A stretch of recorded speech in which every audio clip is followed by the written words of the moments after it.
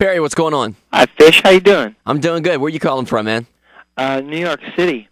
Well, we're down here in Baton Rouge, Louisiana. Perry, you've got so many different things going on in your world. I mean, you have your new band, Satellite Party. You have Lollapalooza. You have Global Cool. You've got your DJ and stuff that you do. But we're going to talk today about mostly Satellite Party, your new band that you've got, and your debut CD is coming out on, I believe, May 29th. How did you form Satellite Party? What was the formation like? Well, it was a very organic process. I began writing in my garage in 2004, just programming in beats and using my synth and drum programs, Pro Tools, Reason, Ableton Live. I was basically writing a house record. But through the process, about a year into the process, my wife Etty was telling me, she goes, "Man, you gotta put some rock on this thing, man. You gotta get out there and you gotta perform it live, and you gotta get back on stage." So I started to consider what she had advised me on, and I started to layer it with a real rock group. And so it took me another year to lay this rock group on top of this foundation of subsonic frequencies. And then I went even a step further than that. I ended up to put a 30-piece orchestra on top of the rock group. So the process took me a good 3 years, but we're very close now to finally getting Satellite Party out into the public and out over the airwaves. It'll be out on May 29th. And I'm very excited about what I've heard of Satellite Party so far. I've heard the 3 tracks that you have on your MySpace site. I've also watched some performances that you did on YouTube. And you have a very eclectic bunch on the Satellite Party. In addition to the band itself, I guess, which is the core, you have some very interesting guest stars on the album as well, right? Well, yeah. I mean, gosh, the first guy who started to record with Etty and I was Flea from the Red Hot Chili Peppers, and we would surf in the morning, and I'd make us a sandwich in the afternoon, and we'd just hang out in the garage and lay beats down and grooves. And after that, soon after that, my friends from Thievery Corporation contacted me about co-writing tunes, and out of the UK, breakbeat producers Hybrid contacted me, and they were friends and allies of Peter Hook from Joy Division and New Order, who was giving them bass lines. And so John Frusciante jumped in when he heard the music, and Peter DiStefano from Porno from Pyros. And then I even met Fergie along the way, and Fergie came to the garage and hung out all evening. We just sang together and just had a blast, had fun like two musicians do. How's that Fergie track sound? That's the one that to me sounds the most, I don't know, it just seems, you got a lot of interesting people on the album, but Fergie and Perry Farrell just seems strange. Well, I know people say that, but you know what? When you meet Fergie, it doesn't seem so strange because she's the real deal. She's got a great voice, and she can get down with any musician, and she's a sweetheart. She's got a great soul, and you can see it in her eyes. Her eyes just shine with sweetness. Well, I'm looking forward to hearing that track. And another track I'm looking forward to hearing is the one, you brought a voice back from the dead, man. You got Jim Morrison on the CD. Yes, that's true. Well, in 1970, days before Jim Morrison left for France, he and the Doors went up onto Sunset Boulevard and did their final record. And now, 30 years later, I was given permission by the Doors to produce and add original music to this song called "The Woman in the Window." And Jim Morrison, the Satellite Party is a story told in music. And for Jim's part, we needed a heavenly host.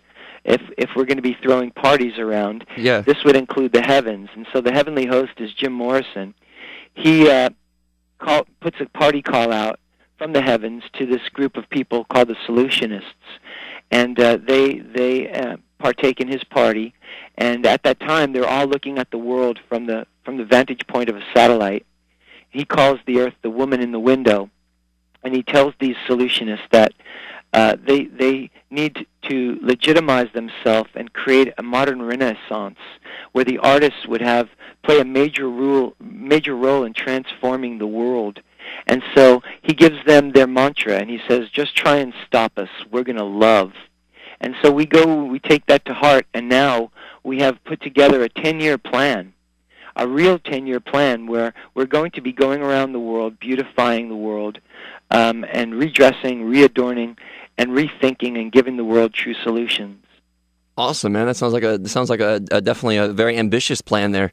well, but it's going to be fun the whole step of the way, you know? And another guy you have in your band, and a lot of people are talking about this, you have Nuno Betancourt, formerly of Extreme. But I tell you what, Perry, I'm a big fan of Nuno, and I've heard a lot of his solo work and his other band, Drama Gods, as well. And I know that Nuno is a very diverse guitar player, so I'm looking forward to hearing him play the guitar on your latest CD, Satellite Party. How did you hook up with Nuno? Well, you know, I'm with you, man. I met Nuno over at Tom Murillo's house. Tom had his birthday party, and there was this very kind of quiet, shy guy hanging out by the keg in the backyard. And Tom said to me, that guy there is one of the greatest guitar players around.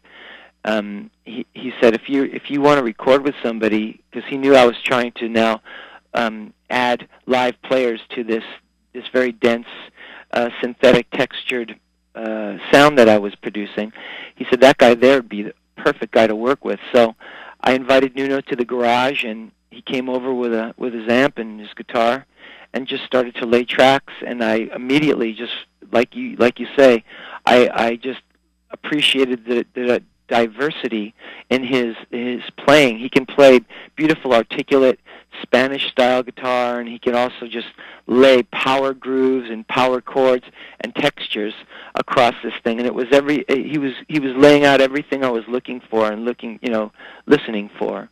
And I also noticed whenever I watch some of your performances on YouTube, you guys are a very fun act to watch live. You have a lot of different things going on. You have Nuno up there rocking out. You have the band. You have your wife up there on stage. You have a lot of fun things going on. So it looks like whenever you see Satellite Party, it really is going to be like a big party.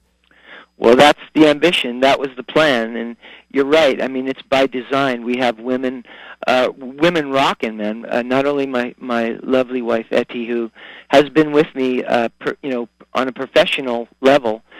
She began in 1997 dancing with Jane's Addiction, and carries through. She was the very first person to record with me on this project, but we've added another. We have a second female too. Her name is Jenny Garth, and she comes out of Canada. She plays synth, and she multitasks. She's a rockin' chick too, man. She plays a really mean guitar, and she's got a great voice. But we've got young, really amazing players that the world has yet to experience, but I'm excited about, with great karma on their side. You know, a few of the guys actually teach at the School of Rock in Hollywood. Younger people, although they're young, they're actually teaching kids to play music and rock out, and they're amazing guys that I can't wait for you to meet, Kevin Figg and Carl Restivo. Awesome. I'm looking forward to seeing Satellite Party live. You guys going to be going on the road for a long time? Well, as I said, we've got a 10-year plan. So we start in June is our first tour, and we'll begin in Europe doing the festivals and club dates. We come back into the country in July and prepare for the Lollapalooza, which happens the 4th, 5th, and 6th in Chicago. And from there, we're going to start touring the country. Well, we want to get you down here to Baton Rouge or New Orleans, man. Hopefully see you guys live on the stage down here, because I think it'd be an awesome experience to see. I agree with you, Fish. Yeah, man, I'm excited. Let's talk about Lollapalooza real quick. You're still involved with Lollapalooza, I assume, right? Well, I am the owner and the creator of Lollapalooza. I'll always be involved in it. And lately, the last couple of years, it's been held exclusively in Chicago. So, do you have any plans to take it on the road ever again? I sure do. I'm dreaming and drafting plans right now to take it global, and we hope that this will start to move again over the next 10 years. As I say, we will be setting up events around the world. Well, Perry, it was very interesting talking to you. How do you keep all these different things going on? As you said, you're the founder and creator of Lollapalooza. You have your band. You still do DJ sets. You were here in Baton Rouge about a year and a half ago. Yeah. And you have Global Cool. How do you keep all these projects separate? How do you keep them all going? Well, I guess the easiest way to do it is kind of weave them in and out of your life, so that, while I'm talking to you about Satellite Party, I'm also telling you about Lollapalooza and Global Cool and, and the future. So, I guess that's how I do it. It's kind of like being a multimedia artist. You're using different mediums but combining them, and that's the best way to do it. It's all synergetic. I like that. Yeah, yeah, there you go. I like that. I like that work ethic. And I like how you keep everything together, too. Like you said, everything's kind of related with each other, but it all has its own 10-year plan. That's pretty cool. So, Perry, we're looking forward to hearing Satellite Party when it comes out on May 29th, and hope we can get you down here at the Baton Rouge or New Orleans, man. Yeah, let's do it. Let's do it, man. Thanks for talking to us this afternoon, all right, Perry. Fish. Take care, Baton Rouge. We will. Tell Nuno I said hey, too. Okay, I will. All right, peace. Bye.